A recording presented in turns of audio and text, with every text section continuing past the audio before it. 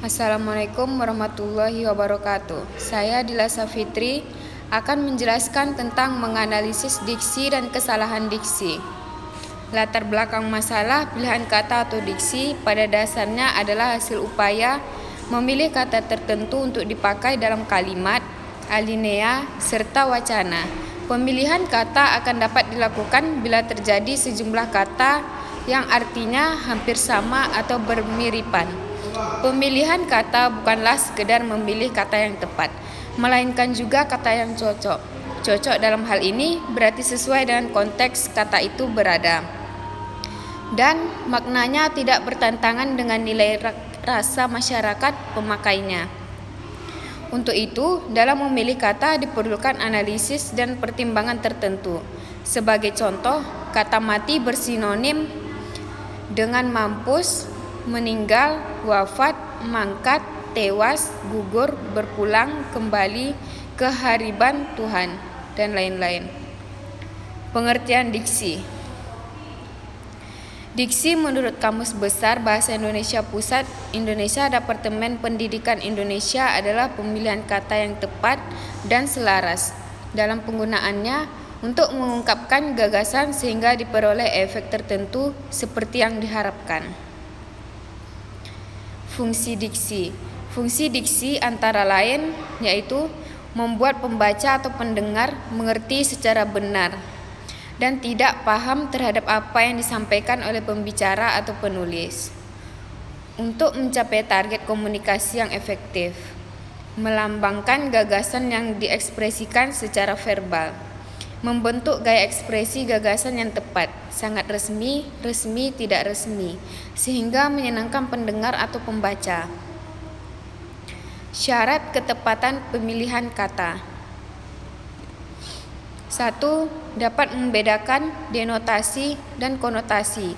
Contohnya, bunga edelweiss hanya tumbuh di tempat yang tinggi atau gunung.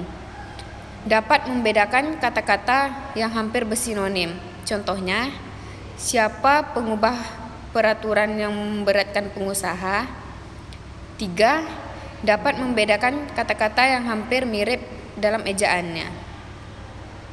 Contohnya, intensif yaitu insentif, korporasi, kooperasi, interferensi, inferensi, preposisi, proposisi, karton, kartun.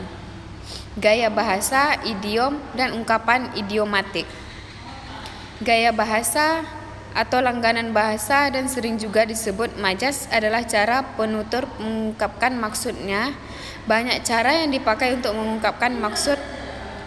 Ada cara memakai perlambangan, majas metafora, personifikasi. Ada cara menekankan kehalusan, majas eufemisme, litotes.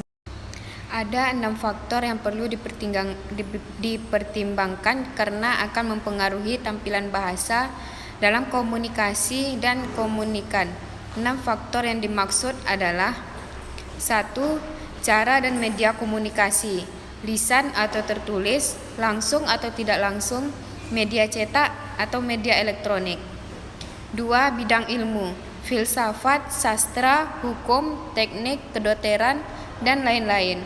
3. Situasi, resmi, tidak resmi, setengah resmi. 4. Ruang atau konteks, seminar, kuliah, ceramah, pidato. 5. Halayak dibedakan berdasarkan umur, anak-anak, remaja, dewasa, orang tua. Jenis kelamin, laki-laki, perempuan. Tingkat pendidikan dan status sosial, rendah, menengah, tinggi. 6. Tujuan, membangkitkan emosi, diplomasi, humor, informasi. Kesimpulannya yaitu diksi adalah ketepatan atau kesesuaian pilihan kata pada satu paragraf atau wacana. Dengan penggunaan diksi yang tepat dan sesuai dengan ekspresi paragraf atau wacana, maka gaya bahasa menjadi efektif.